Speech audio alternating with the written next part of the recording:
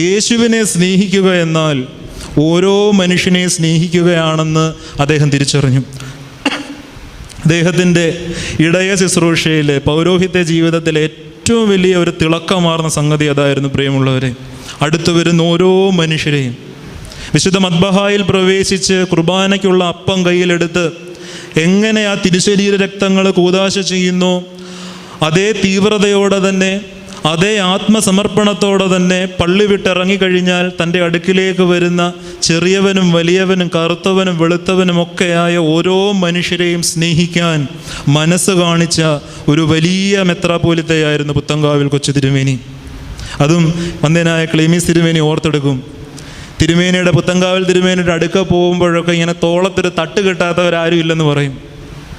അടുത്ത് നമ്മളെവിടെയെങ്കിലുമൊക്കെ ഇങ്ങനെ സംസാരിച്ച് നിൽക്കുമ്പോൾ തിരുമേനി അടുക്ക വരും. എന്നെ ഉണ്ടടാൻ ചോദിച്ച് തോളത്തൊരു തട്ടുണ്ട്.